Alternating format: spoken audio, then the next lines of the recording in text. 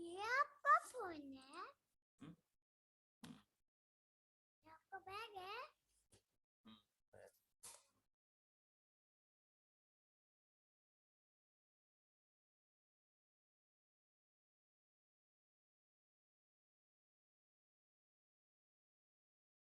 Good morning sir.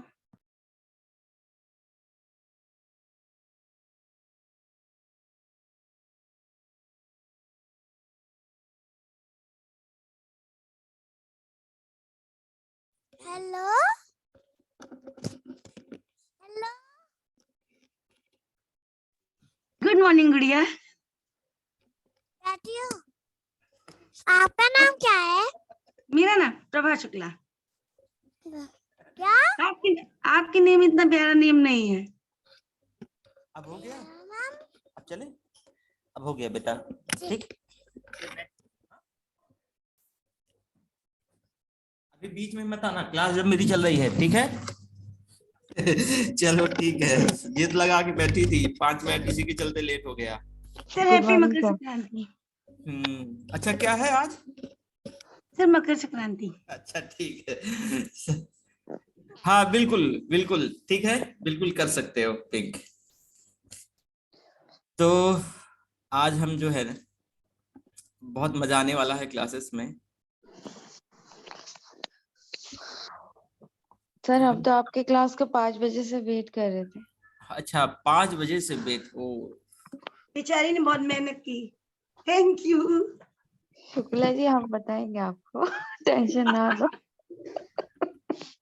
अच्छा कौन कौन मूवी शादी में आना जरूर देखा है? शादी में आना मैंने देखी है इसमें बहुत बार, 10 बार देखी है। अरे बाप रे, बहुत मतलब इंटरेस्टिंग है ना? बहुत सर 10 बार और देख सकती हूँ। मैं भी ऐसी कम से कम 5-6 बार तो मैंने भी देखा ही होगा। फर्स्ट टाइम नाम सुन रही हूँ मैं तो शायद। हाँ तो बहुत ही अच्छी मूवी है, मतलब जिससे मन ही ना भरे वो वाली मूवी है।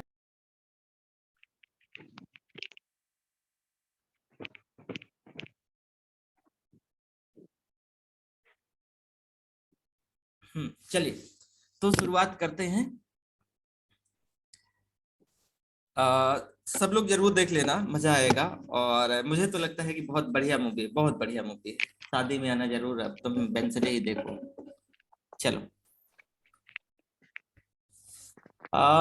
सबसे पहले हम आज जो है एकदम बेसिक से स्टार्ट करूंगा, और हम 1.5 घंटे की क्लास इसको भी रख लेंगे, परेशान नहीं होना है। क्लास हम शाम टाइम या कुछ ऐसा रख लेंगे कि किसी का लॉस भी ना हो, और ऐसा कुछ हम व्यवस्था करेंगे, ठीक है? तो सबसे पहले कि ये कि संविधान है क्या, कोई बच्चा बता सकता है? सर संविधान वो है जहाँ पे मतलब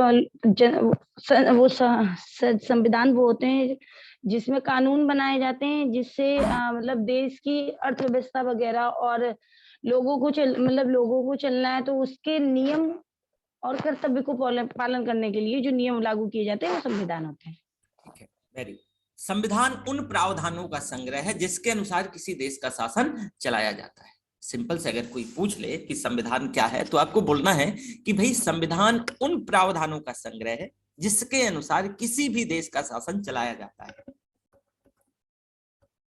संविधान, नोट्स करते रहना, संविधान उन प्रावधानों का संग्रह है, प्रावधानों का संग्रह है जिसके अनुसार किसी देश का शासन चलाया जाता है। तो मैं आपसे पूछता हूं कि आप जो आज मनुस्मृति है, या जो कुरान हदीस है, या जो रामायण है, या जो महाभारत, ये गीता है, ये क्या है? ये दरअसल उस समय की सोसाइटी का संविधान है। आज आप जो मनुस्मृति देखते हो या कोई भी ग्रंथ देखते हो, कोई ग्रंथावली देखते हो, जो कुरान हदीस देखते हो, ये दरअसल उस समय की मतलब जैसे कि उस समय की जो मतलब समाज था, सोसाइटी था, तो उस सोसाइटी को गवर्न करने के लिए कुछ ना कुछ तो चाहिए था। तो हमने एक नैतिक कुछ नियम बताए कि ये सही है, ये गलत है, ऐसा करना चाहिए, ऐसा नहीं करना चाहिए। वही नैतिक नियम है, देख लो आप कोई भी आप ग्रंथ उठा के देख लो, उसमें कुछ नहीं, उसमें पूजा पाठ के बारे में नहीं बताया गया है। वो दरअसल बताया गया है कि आपको कैसे एक्ट करना है।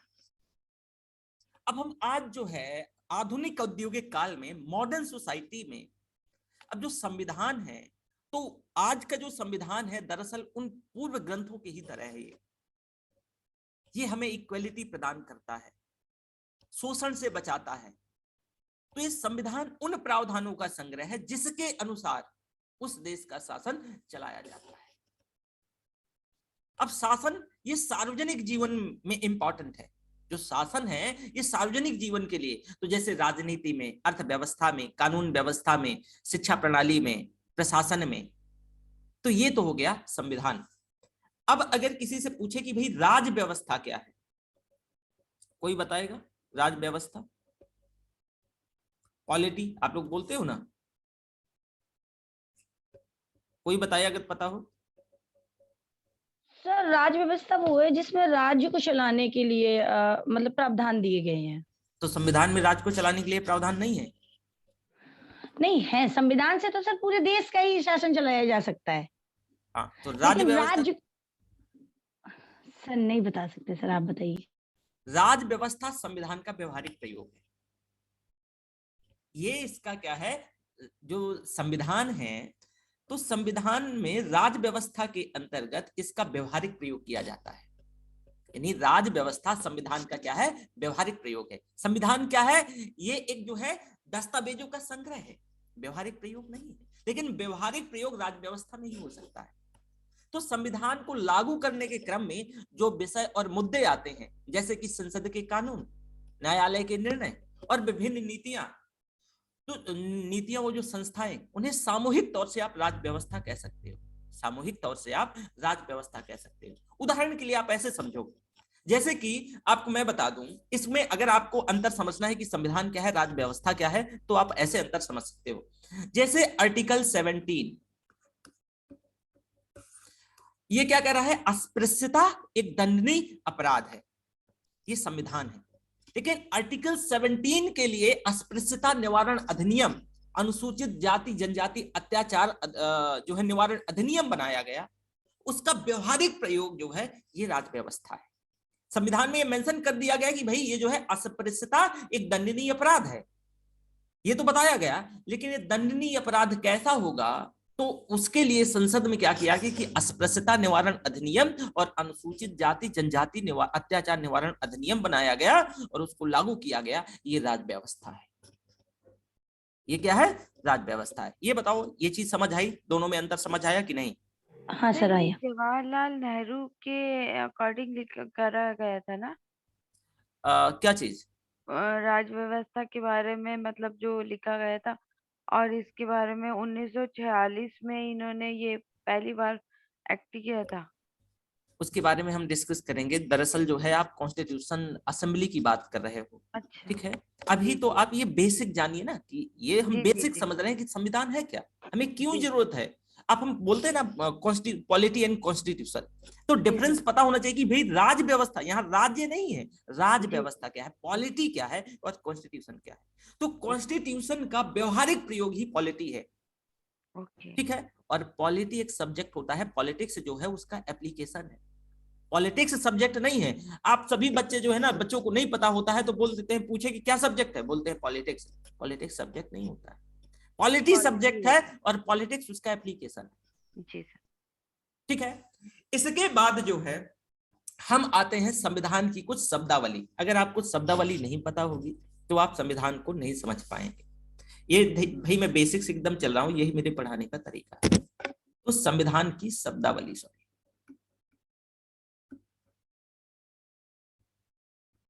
संविधान की शब्दावली, संविधान की शब्दावली। सबसे पहले आता है भाग। ये भाग क्या है, आपसे कोई पूछे कि भाग क्या है, पार्ट, आप तो बता दोगे कि भाई मूल तौर से इतने पार्ट थे, 22 पार्ट थे, आज 25 पार्ट है। लेकिन ये है क्या? तो सर्वप्रथम संविधान को जो है वेरी फर्स्ट टाइम संविधान को भाग में बांटा गया। संविधान को किसमें? भाग में बांटा गया। बांटा गया। फिर इसके बाद आता है अध्याय, चैप्टर। आप सुनते हैं ना, फला चैप्टर, अध्याय। संविधान में ही है ये। अध्याय क्या है? सभी भाग को नहीं, बल्कि जो बड़े बड़े भाग थे उनको अध्याय में बांटा गया। जैसे भाग 5 तो उसमें संघ का शासन है, तो सभी भागों को नहीं, बल्कि कुछ जो है, सॉरी, सभी भाग को नहीं इसमें से बांटा गया, बल्कि जो बड़े बड़े भाग थे उनको अध्याय में, चैप्टर जो है अध्याय के अंतर्गत बांट दिया गया। जैसे कि कोई भाग बहुत बड़ा है तो उसको जो है चैप्टर में रख के बांट दिया गया,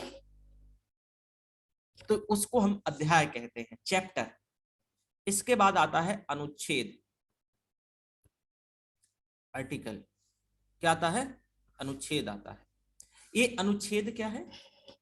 अध्याय और भाग को अनुच्छेद में बांटा गया, यानी अध्याय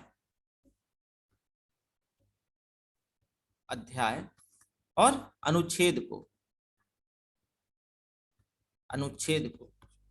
किसमें भाई? अध्याय और अनुच्छेद को भाग में बांटा गया। ठीक है, अध्याय और अनुच्छेद, सॉरी, अध्याय और भाग को किसमें? अनुच्छेद में बांटा गया। फिर इसके बाद ये शब्दावलियां हैं, अगर ये नहीं जान पाओगे कि अनुच्छेद क्या है, अध्याय क्या है, भाग क्या है, परंतुक क्या है, फिर आता है परंतुक। ये शायद हो सकता है पहली बार सुन रहे हो, परंतुक। हाँ सर, पहली बार ही सुन रहे हैं। परंतुक जो है क्लॉज कहते हैं इसको, क्लॉज। तो अनुच्छेद को परंतुक में बांटा गया है। किसको? अनुच्छेद को। अनुच्छेदों को परंतुक में बांटा गया है। जैसे उदाहरण के तौर पे 39 clause A, 19 clause A. Clause A इसको हिंदी में परंतुक और जो है इंग्लिश में क्लॉज बोलते हैं। क्या है? क्लॉज बोलते हैं। तो ये क्लॉज ए है। तो ये लिखा रहता है ना कि 39 ए। अगर मान लो कि ऐसा लिखा हो 19 फिर ब्रैकेट में और स्मॉल में लिखा हो, तो ये जो है इसी का भाग है, परंतुक जो है, मतलब इसी आर्टिकल का ए जो है ना, इसी का भाग है। इसको क्लॉज बोलते हैं या परंतुक बोलते हैं हिंदी में। ठीक है, तो आप 39 ए कह देते हो, दरअसल 39 क्लॉज ए है। क्या है? 39 क्लॉज ए है। जैसे उदाहरण के तौर पे आपको 39 ए जो है वो आजीविका के साधन की बात करता है। किसके? आजीविका के साधन की बात करता है। इसके बाद परंतुक को उप परंतुक में बांटा गया है। उप परंतुक में। उप परंतुक का मतलब क्या है? कि बड़े क्लॉजेज को सब क्लॉजेज में बांटा गया है। जो बड़े बड़े क्लॉज है ना, उनको सब क्लॉज में बांटा गया है। किसमें? सब क्लॉज में। उदाहरण के तौर पे आपने ऐसा भी देखा होगा, article 19 clause 1 sub clause A, ऐसे लिखे। अगर ऐसा लिखा होगा तो आप क्या पढ़ोगे? Article 19 clause 1 sub clause A. लोग बोलते हैं अनुच्छेद 19 1 का ए। ये क्या है पढ़ने का? ये तरीका गलत है। आप क्या बोलोगे? Article 19 clause 1 sub clause A, या फिर जो है अनुच्छेद 19 परंतुक 1 उप परंतुक ए। पर आप क्लॉज और सब क्लॉज याद रखना। तो उप परंतुक को जो बड़े बड़े, मतलब जो उप परंतुक जो सब क्लॉज है, उसके बड़े बड़े क्लॉजेज को जो है सब क्लॉजेज में बांटा गया है। ये बताओ कि यहां तक ये चीजें समझ आई कि नहीं?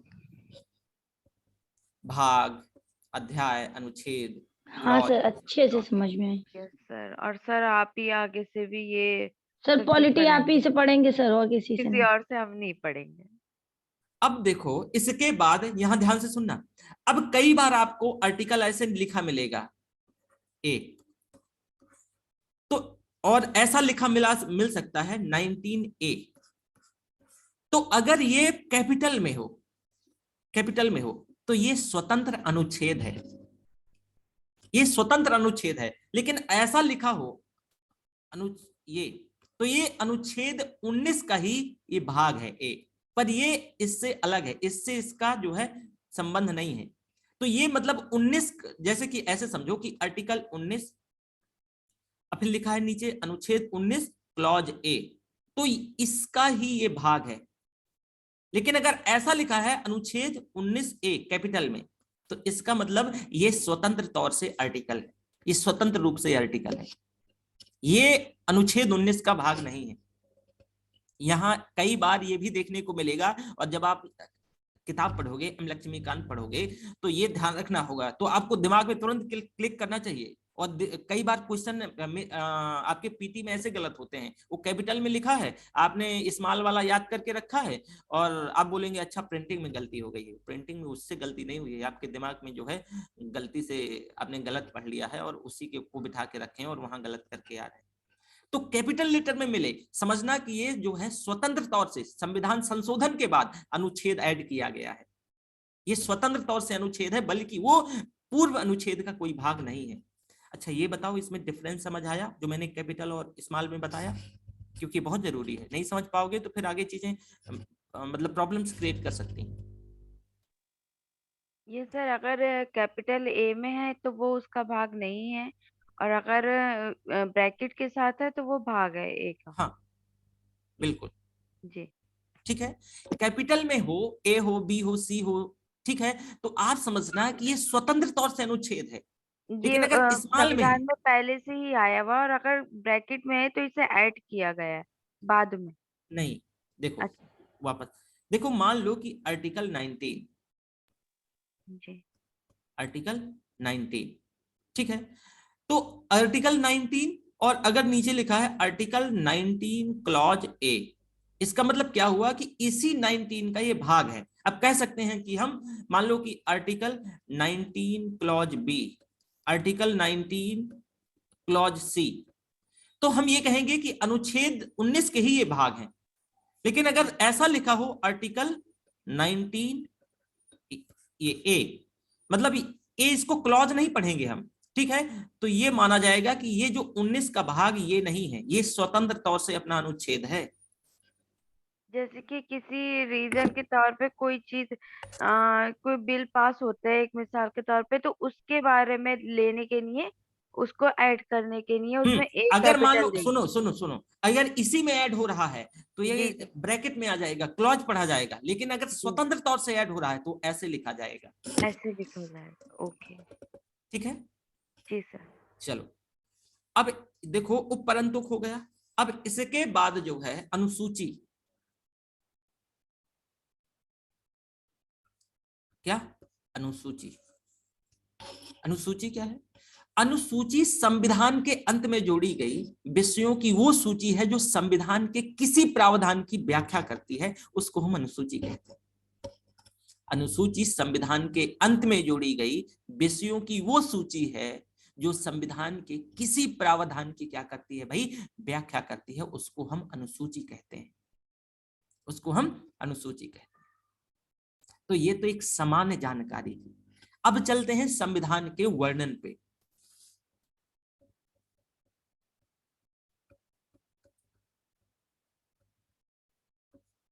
संविधान का वर्णन,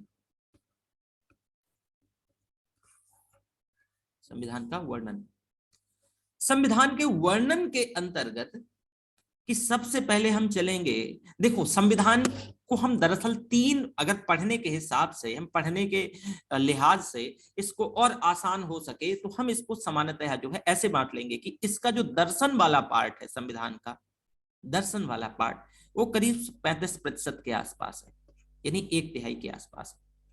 जो इसमें सरकार का गठन और उससे संबंधित चीजें हैं, सरकार का गठन, ये करीब 50% के आसपास है संविधान में। और जो विविध चीजें हैं, विविध, वो करीब 15% है। अब कैसे कैसे, दर्शन क्या है, सरकार का गठन क्या है, विविध क्या है, जरा यहां पे समझने का प्रयास करो। दर्शन में हम क्या क्या पढ़ेंगे? प्रस्तावना। दर्शन क्या है? किसी चीज का, जैसे दर्शन क्या होता है, हम अपना व्यू बनाते हैं दर्शन के हिसाब से ना, तो इसमें हमारा जो संविधान का ओवरऑल, उसकी वो संविधान क्या होगा, कैसा होगा, कैसे वर्क करेगा, यही चीज है दर्शन में। तो दर्शन में जैसे प्रस्तावना, दर्शन के अंतर्गत क्या क्या पढ़ेंगे हम? प्रस्तावना, प्रस्तावना, फिर हम पढ़ेंगे फंडामेंटल राइट्स, मौलिक अधिकार। फिर हम पढ़ेंगे राज्य के नीति निर्देशक तत्व, यानी जो है राज्य के, यानी DPSP, directive principle of state policy, DPSP. और फिर हम पढ़ेंगे मौलिक कर्तव्य, फंडामेंटल ड्यूटी। ये तो भैया संविधान का दर्शन है कि हमारा संविधान कैसा है। सरकार का गठन, तो सरकार का गठन हमारे संविधान में जितना भी करीब संविधान का 50% हिस्सा दरअसल संविधान के गठन पर ही बताया गया है कि सरकार कैसे होगी, कैसे कार्य करेगी, कैसे नहीं कार्य करेगी, सरकार के भाग कौन कौन होंगे, विधायिका कौन होगी, कार्यपालिका कौन होगी, न्यायपालिका कौन होगी। और फिर जो रेस्ट बची कुछ चीजें हो जाती हैं वो विविध में हम 15% डाल देते हैं। तो अब क्वेश्चन आता है कि भाई सरकार क्या है, क्या है सरकार, किसे कहते हैं सरकार? तो वो संस्था जो शासन चलाने का कार्य करती है उसको सरकार कहते हैं। अब कोई पूछे कि सरकार किसे कहते हैं, लिखते उखते चलना थोड़ा बहुत। अगर कोई पूछे सरकार किसे कहते हैं तो आपको बोलना है कि भाई वो संस्था जो शासन चलाने का कार्य करती है, वो संस्था जो शासन चलाने का, जो शासन चलाने का कार्य करती है, कार्य करती है, उसको हम सरकार कहते हैं। उसको हम क्या कहते हैं? सरकार कहते हैं। सरकार के अंतर्गत हम क्या क्या पढ़ेंगे?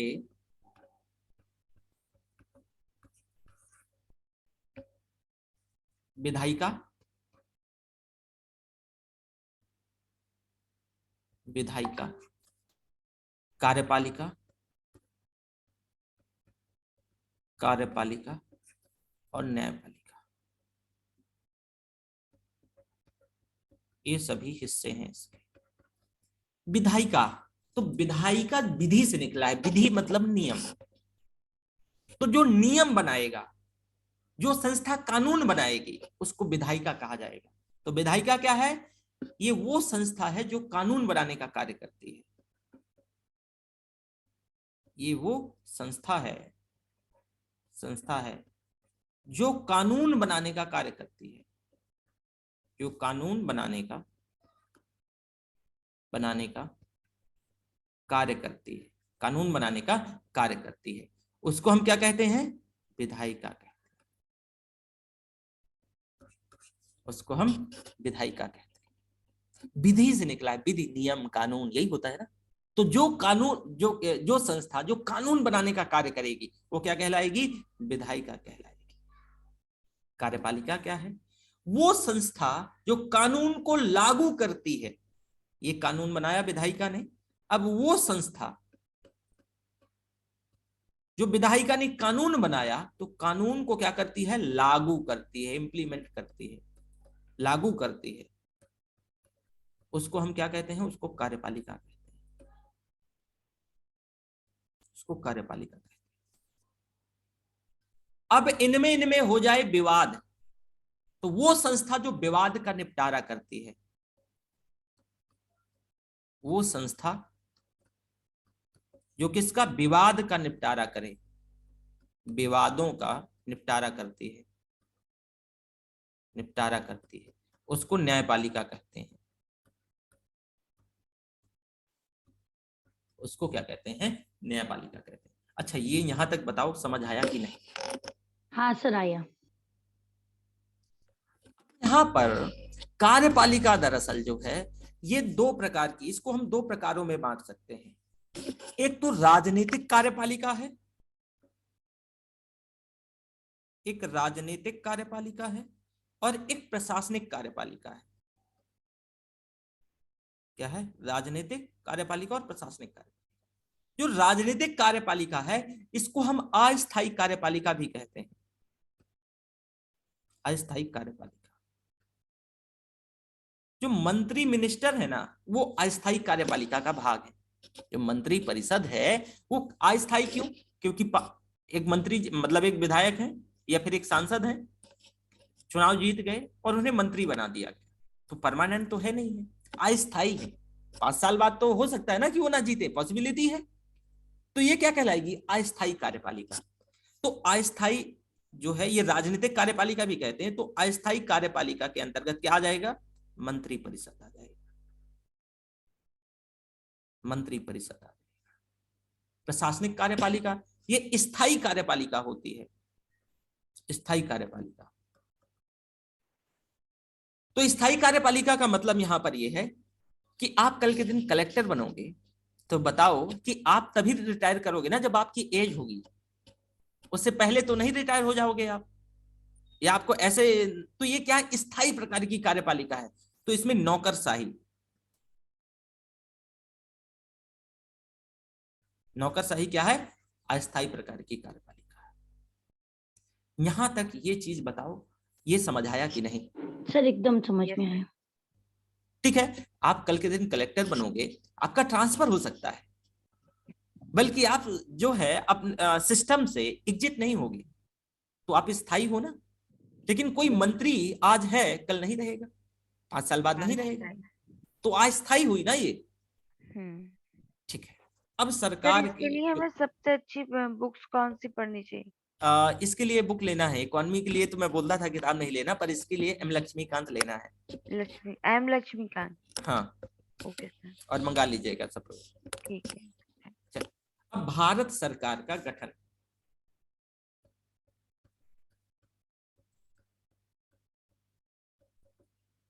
भारत सरकार का गठन, भारत सरकार का गठन दरअसल इसके विधायिका, विधायिका गठन में कौन कौन? विधायिका, कार्यपालिका और न्यायपालिका। विधायिका का मैंने क्या काम बनाया था? नियम बनाएगी। इसको हम 2 भागों में बांट, मतलब एक केंद्र की विधायिका, केंद्र की विधायिका, और एक राज्य की विधायिका, यानी प्रांत लिख लो, ये प्रांत, प्रांत की विधायिका। तो भाई जो केंद्र की विधायिका, विधायिका अच्छा कानून कौन बनाता है? सामान्यतः हमारे संसद। क्या है? संसद। क्या है? संसद। और संसद दरअसल संसद में लोकसभा और राज्यसभा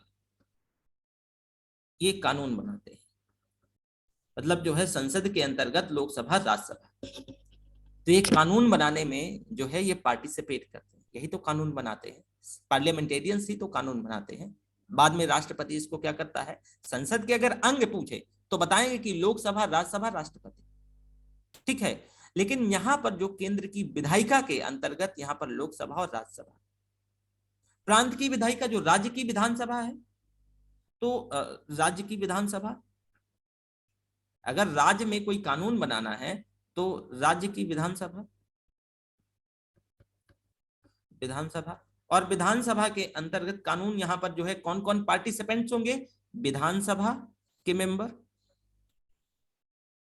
राज्य की विधायिका लिखा जाएगा यहां पर, ठीक है, विधानसभा नहीं लिखा जाएगा, विधायिका। तो यहां पर क्या क्या होगा? विधानसभा, विधानसभा और विधान परिषद। कुछ राज्यों में विधान परिषद है, देखो हमारा जो संसद है वो बाईकैमरल है, द्विसदनी व्यवस्था है, लोकसभा, राज्यसभा। भारत में कुछ राज्य ऐसे हैं जहां पर द्विसदनी व्यवस्था है, फॉर एग्जांपल उत्तर प्रदेश, यहाँ पर विधान परिषद और विधानसभा है। लेकिन कुछ राज्य ऐसे हैं जहां पर विधान परिषद नहीं है। तो कुछ राज्यों में बाईकैमरल है, कुछ राज्यों में नहीं। यहां तक चीजें क्लियर हुई? हाँ सर क्लियर। तो नियम कानून कौन बनाता है? संसद। संसद में लोकसभा के, राज्यसभा के अगर कोई नियम आता है, अभी नियम कानून कैसे बनते हैं उसमें बात करेंगे, पर ये क्या है? अब देखो विधायिका में आपको मैं बताऊं कि विधायिका के अंतर्गत, जैसे कि कार्यपालिका के अंतर्गत हम इसी तरह केंद्र की कार्यपालिका और जो है प्रांत की कार्यपालिका देखेंगे। तो राष्ट्रपति लिख ही देता हूं, कार्यपालिका, कार्यपालिका। तो इसमें से केंद्र की कार्यपालिका, केंद्र की कार्यपालिका और राज्य की या प्रांत की कार्यपालिका। केंद्र की कार्यपालिका में राष्ट्रपति, कार्यपालिका का क्या काम था, जो विधायिका ने नियम बनाया उनको लागू करना, तो राष्ट्रपति, उपराष्ट्रपति, ये किसके कार्यपालिका के हिस्से हैं, उपराष्ट्रपति, और मंत्री परिषद, क्या है, मंत्री परिषद। भाई ये क्या करते हैं कि जो संसद लोग जो है कानून बनाए हैं, जो विधायिका के जो मेंबर हैं जो कानून बनाए हैं, ये क्या करेंगे कि उनको जो है ये लागू करते हैं, तो मंत्री परिषद। और मंत्री परिषद के बाद जो है मंत्रिमंडल, मंत्रिमंडल, प्रधानमंत्री यानी पीएम, और जो है सेंट्रल सर्विसेज, ये सभी केंद्र की कार्यपालिका का हिस्सा है, जो केंद्र की कार्यपालिका है। ठीक है, केंद्र में ये सभी लोग जो है नियम लागू करने में इनका रोल होता है, राष्ट्रपति, उपराष्ट्रपति, मंत्री परिषद, मंत्रिमंडल, पीएम और केंद्रीय सेवाएं। राज्य के अंतर्गत आप देखोगे कि राज्य में राज्यपाल, राज्य में राज्यपाल, मंत्री परिषद, राज्य के मंत्री परिषद जो विधायक लोग बनते हैं ना मंत्री, तो मंत्री परिषद राज्य के, फिर मंत्रिमंडल, मंत्रिमंडल। अभी मंत्री परिषद और मंत्रिमंडल में क्या डिफरेंस है मैं बताऊंगा। ठीक है, मंत्रिमंडल, मुख्यमंत्री, मुख्यमंत्री, और फिर प्रांतीय सेवाएं, जब आप जो है मान लो एसपी, डीएसपी और एसडीएम बनते हो, प्रांतीय सेवाएं, प्रांतीय सेवाएं, ये क्या है, ये राज्य की कार्यपालिका है। विधायिका का काम नियम बनाना और इनका काम नियमों को लागू करना। तो अब क्वेश्चन आता है कि सर आप एक चीज ये बताइए कि एक एमएलए है, तो एक टाइम पर वो विधायिका का भी क्या है, सदस्य है कि नहीं है, और वही व्यक्ति क्या है, मंत्री है, तो वो क्या है, कार्यपालिका का भी सदस्य है। ये चीज यहां तक समझ आई कि नहीं? सर इसको वापस से बता दीजिए। चलो, मोदी जी क्या है, प्रधानमंत्री, बनारस से सांसद हैं, है ना, बनारस से सांसद, और कहां से, लोकसभा से। इनका क्या काम है, नियम बनाना। संसद का क्या काम है भाई, नियम बनाना। तो ये विधायिका के हिस्सा हुआ ना, हुए ना, हाँ लेकिन सर। जो है कार्यपालिका का क्या काम है, नियम लागू करना। तो केंद्र की कार्यपालिका में पीएम भी होते हैं। तो एक टाइम पे, मतलब एक ही टाइम पे दोनों जो है कंडीशन यहां पर देखो कि ये क्या है, नियम भी बना रहे हैं और उन नियमों का एप्लीकेशन भी यानी अप्लाइड करवा रहे हैं, उनका जो है उनको लागू करवा रहे हैं। ठीक है, तो ये है। तो एक जो है पार्लियामेंट का जो मेंबर, वो विधायिका का भी मेंबर हो सकता है और जो है वो कार्यपालिका का भी मेंबर हो सकता है। ठीक है, ठीक है सर।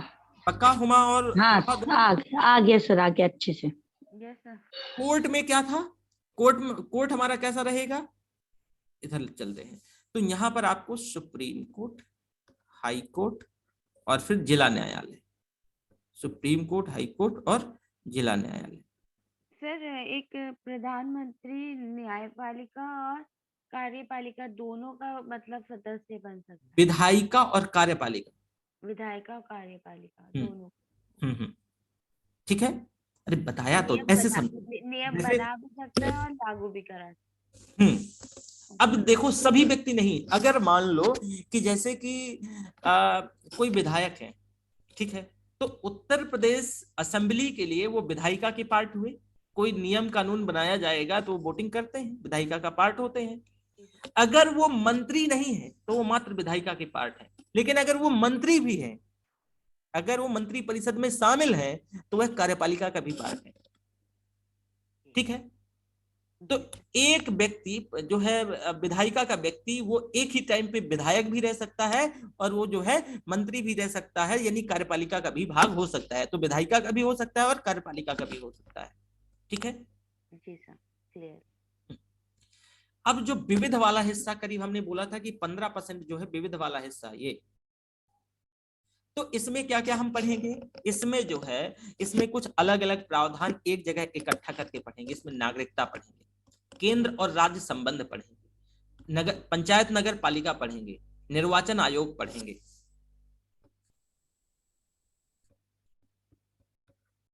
नागरिकता पढ़ेंगे, केंद्र और जो है राज्य संबंध पढ़ेंगे, पंचायत नगर पालिका पढ़ेंगे, निर्वाचन आयोग। तो ये विविध के अंतर्गत।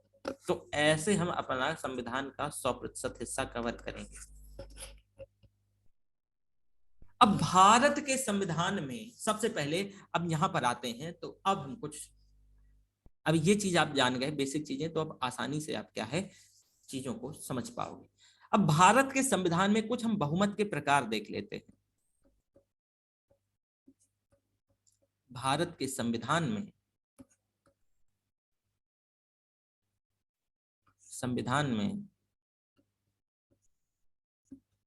में बहुमत के प्रकार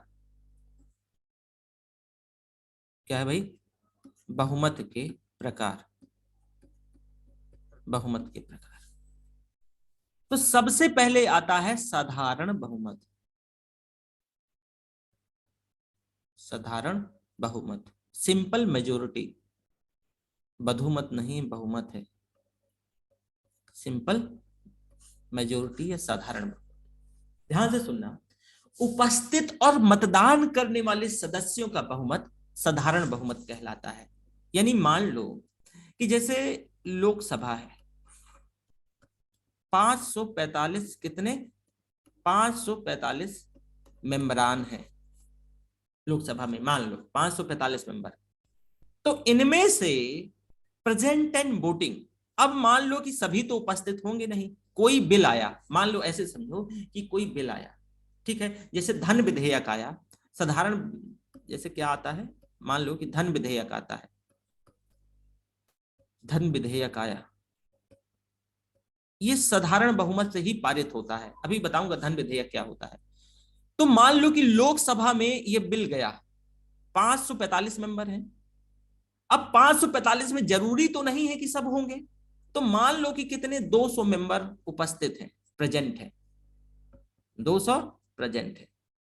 और ये भी जरूरी नहीं है कि जितने प्रेजेंट हैं वो सब वोट करेंगे, ठीक है। तो उनने वोट कितना किया, मान लो 180 वोट किया, 180 वोट किया। तो यहां पर मैंने बताया साधारण बहुमत का मतलब कि उपस्थित और मतदान करने वाले सदस्यों का बहुमत जो है साधारण बहुमत कहलाता है। उदाहरण के तौर पे यहां पर ऐसे देखो कि यहां पर जैसे कि 200 मेंबर प्रेजेंट है, ये प्रेजेंट है, वोटिंग कितना कर रहा है 180। तो प्रेजेंट एंड वोटिंग, तो इसमें जो प्रेजेंट, अब देखो जो वोट कर रहा है वो प्रेजेंट भी है और वोटिंग भी कर रहा है। तो प्रेजेंट एंड वोटिंग का, क्योंकि ये तो मात्र प्रेजेंट है लेकिन वोट नहीं कर रहे हैं, पर जो वोट कर रहे हैं वो प्रेजेंट भी तो है। तो प्रेजेंट एंड वोटिंग का, तो मान लो वोटिंग और प्रेजेंट कितना कर रहे थे 180, तो 180 अपॉन 2, इसका जो है मतलब ये जो सदस्यों का जो है उपस्थित और मतदान करने वाले सदस्यों का बहुमत साधारण बहुमत कहलाता है। तो इसको क्या करेंगे, 2 से भाग देंगे तो आएगा 90, प्लस 1 ऐड करेंगे तो 91 हो जाएगा, ठीक है। तो हमें अगर बिल, हमें कोई मान लो कि हम कोई बिल जैसे कि धन विधेयक ला रहे हैं, तो धन विधेयक के समर्थन में अगर इतना लोग क्या कर देता है, वोट कर देता है, तो ये साधारण बहुमत क्या हो जाएगा, मतलब धन विधेयक पारित हो जाएगा। धन विधेयक क्या हो जाएगा, पारित हो जाएगा। वहां से कहां से, लोकसभा से पास हो जाएगा, पारित नहीं कहोगे, पास हो जाएगा।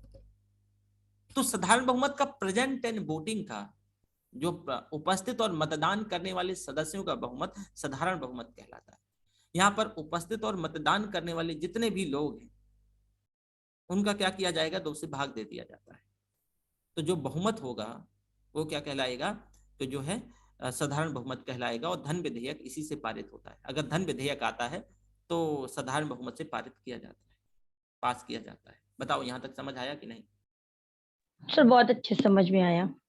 ठीक है, ये साधारण बहुमत समझ आ गया आपको। अब जी इसके बाद आता है प्रभावी बहुमत, मोस्ट इंपॉर्टेंट, इफेक्टिव मेजोरिटी। प्रभावी बहुमत, प्रभावी बहुमत, प्रभावी बहुमत मतलब प्रभावी संख्या का बहुमत, प्रभावी संख्या का बहुमत, संख्या का बहुमत, संख्या का, प्रभावी संख्या का बहुमत बराबर, यानी प्रभावी सदस्य, प्रभावी सदस्य, प्रभावी सदस्य संख्या इज इक्वल टू कुल सदस्य संख्या, कुल सदस्य संख्या, सदस्य संख्या, सदस्य संख्या माइनस रिक्तियां, माइनस रिक्तियां। ऐसे समझो कि जो प्रभावी, हमें अगर जो है प्रभावी सदस्य जो है, प्रभावी बहुमत निकालना है, प्रभावी बहुमत निकालना है, तो हमें प्रभावी सदस्य संख्या अपॉन 2, हमें जो है प्रभावी बहुमत निकल के आ जाए। यहाँ ऐसे समझो कि जैसे इसका प्रयोग जो राज्यसभा जो है, राज्यसभा में जो सभापति, उपसभापति है, या जो है विधान परिषद है, या विधानसभा है, हमें क्या करना है कि इनके अगर मेंबरांस को क्या करना है कि पदमुक्त करना है। यानी विधान परिषद के जो सभापति, उपसभापति, विधानसभा के अध्यक्ष, उपाध्यक्ष, राज्यसभा के सभापति, उपसभापति, लोकसभा के अध्यक्ष, उपाध्यक्ष, तो हम उनको प्रभावी बहुमत से ही क्या कर सकते हैं, हटा सकते हैं। अगर मान लो कि हमें लोकसभा के अध्यक्ष को हटाना है तो प्रभावी बहुमत की जरूरत पड़ेगी, इसकी जरूरत पड़ेगी प्रभावी बहुमत की। तो यहाँ पर जैसे ऐसे समझो, उदाहरण से आप समझ जाओगे आसानी से, इसको मिटा लो, उदाहरण देना जरूरी है।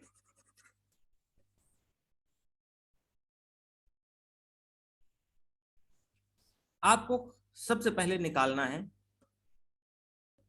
क्या निकालना है, प्रभावी सदस्य संख्या, प्रभावी सदस्य संख्या, प्रभावी सदस्य संख्या। तो निकालोगे कुल सदस्य संख्या, कुल मेंबर्स, कुल सदस्य संख्या, संख्या माइनस रिक्तियां। कैसे? मान लो कि हम बात करें राज्यसभा की, उदाहरण के तौर पे, कि कोई बिल राज्यसभा पे गया, तो कुल कितने 245 मेंबर हैं मान लो, तो टोटल कितने 245। अब इनमें 45 कितने हैं, रिक्त हैं। रिक्त किस आधार पर हो सकते हैं? मान लो कि किसी व्यक्ति ने चुनाव जीता, तो वो क्या हो गया, उसकी मृत्यु हो गई, तो वो सीट खाली हो गई कि नहीं हो गई, रिक्त हो गई। किसी ने 2 जगह से जीता तो 1 जगह छोड़ना पड़ता है, तो मान लो कि त्याग पत्र दे दिया। या किसी का अगर किसने गलत तरीके से जीता तो निर्वाचन रद्द हो गया। तो ऐसे कितने टोटल 45 व्यक्ति हैं, जरा समझना, ऐसे कितने 45 व्यक्ति हैं। तो हम 245 में 45 घटाएंगे तो बचेगा 2। और अब हमें प्रभावी बहुमत निकालना है, तो प्रभावी बहुमत के लिए जो प्रभावी सदस्य संख्या, सदस्य संख्या अपॉन 2, तो इससे हमें प्रभावी बहुमत निकल के आएगा।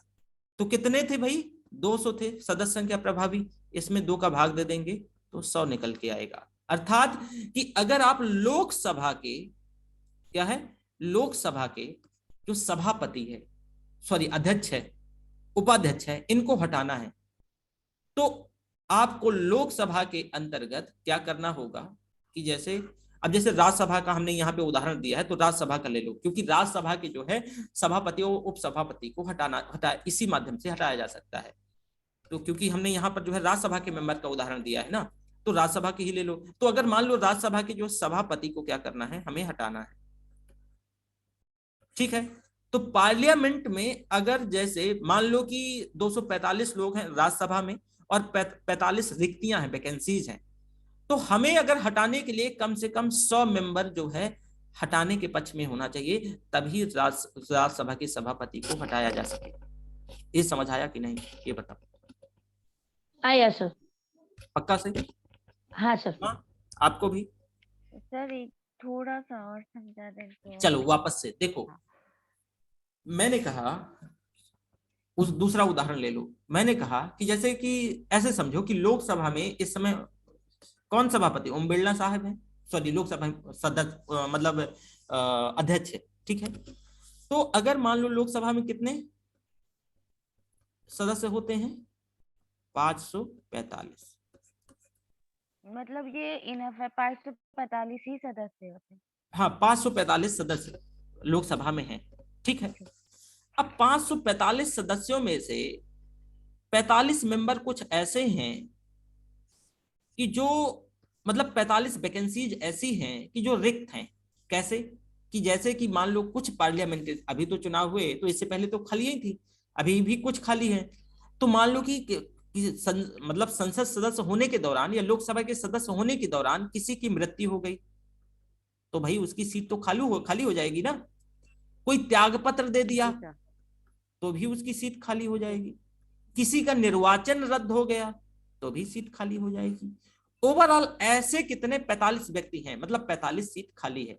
तो टोटल मेंबर्स में से हम रिक्तियां क्या कर देंगे, घटा देंगे, ओके। तो बचेगा 500।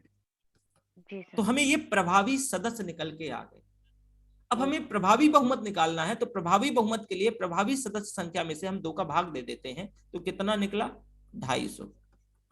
तो अगर हमें ओम बिरला जी को मान लो हटाना है कि भाई ये अच्छा काम नहीं कर रहे हैं, मान लो उदाहरण के तौर पे, तो ये अच्छा काम नहीं कर रहे हैं, तो आप क्या लाए, इनके अगेंस्ट बिल लेके आए। और आप अगर यही स्थिति है, यही सिचुएशन है और 250 लोग उस बिल के समर्थन में है कि नहीं हटाना है, तो ओम बिरला जी क्या हो जाएंगे, हट जाएंगे।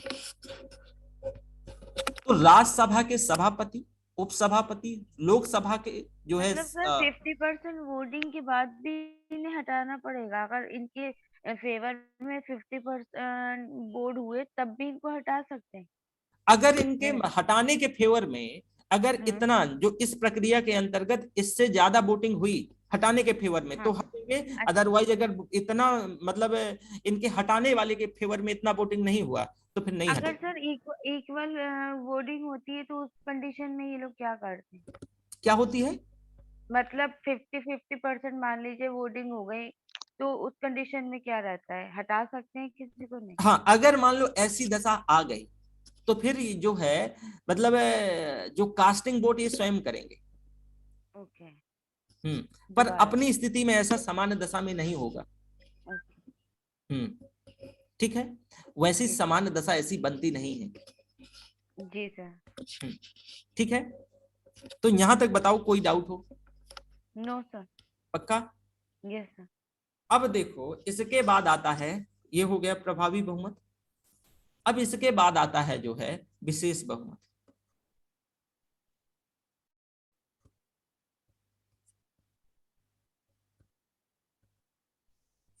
विशेष बहुमत, विशेष बहुमत इसमें से दरअसल 3 प्रकार के होते हैं। विशेष बहुमत कितने, 3 प्रकार के होते हैं। तो पहला एक विशेष बहुमत पहले देखो कि उपस्थित और मतदान करने वाले सदस्यों का 2/3, यानी प्रेजेंट एंड वोटिंग का 2/3, इसको विशेष बहुमत का पहला प्रकार बोलते हैं। जैसे कि ऐसे समझो कि यहां पर क्या है कि हमें विशेष बहुमत, पहले प्रकार का जो विशेष बहुमत के अंतर्गत जैसे अनुच्छेद 249 और 312,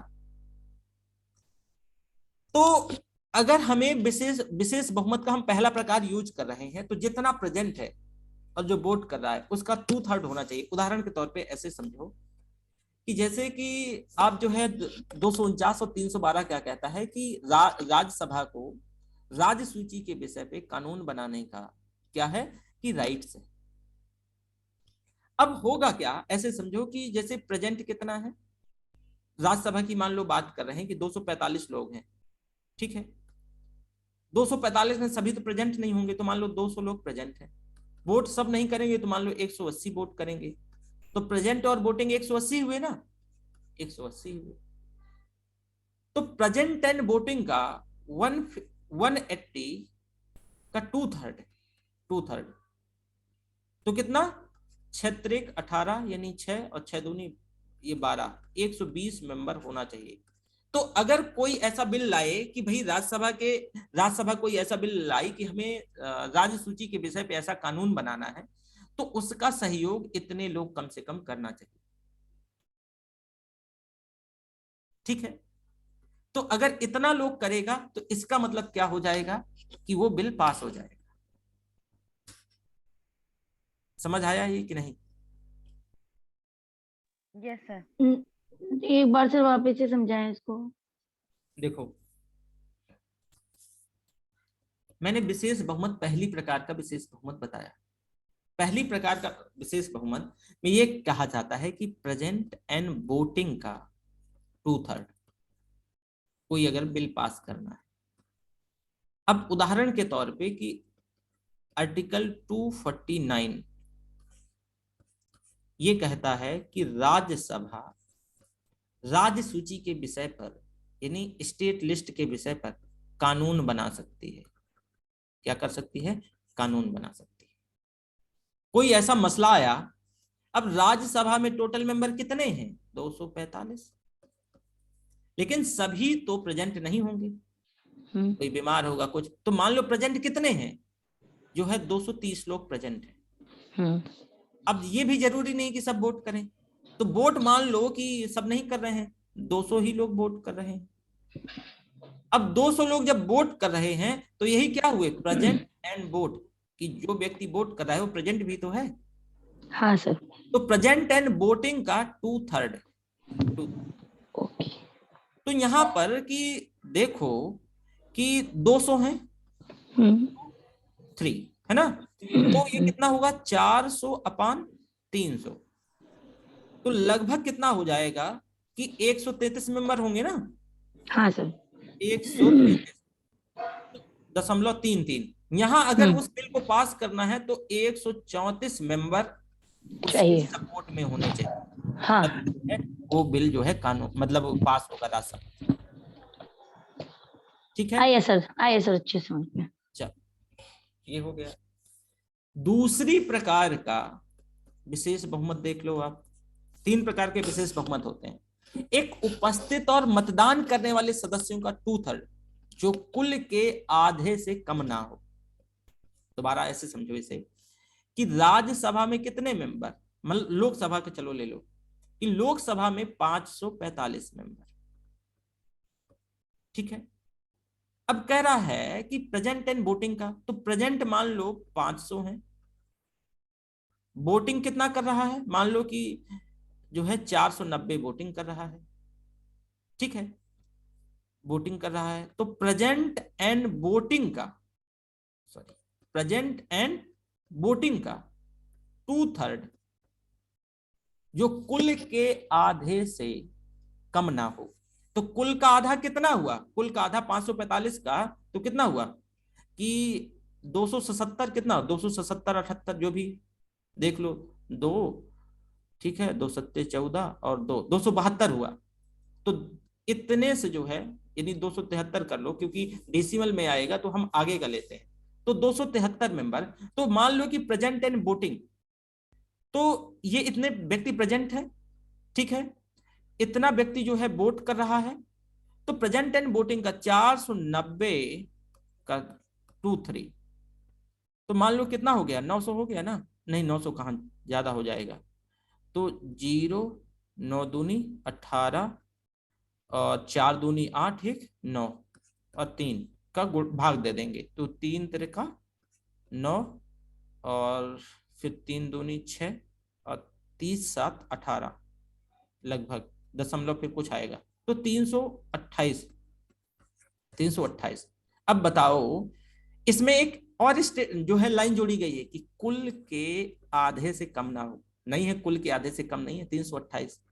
तो अगर हमें कोई जो है मसला मतलब ऐसा आता है जैसे कि नागरिकता, केंद्र राज्य संबंध, नगर पंचायत, तो ऐसे कुछ बहुत सारे ऐसे मसले होते हैं, तो वैसे मसलों में हम जो है क्या कर सकते हैं कि जो विशेष बहुमत है उसका दूसरा प्रकार यहाँ पर क्या होगा, लागू होगा। और उस मसले पे वोटिंग इतने लोग हैं अगर, तो बिल पास होगा। अगर इतना नहीं है, अगर मान लो कि ये सब पूरा प्रोसेस हुआ और 273 से कम लोग एग्री कर रहे हैं, तो बिल पास नहीं होगा। उदाहरण देख लो, वो भी बता दूं।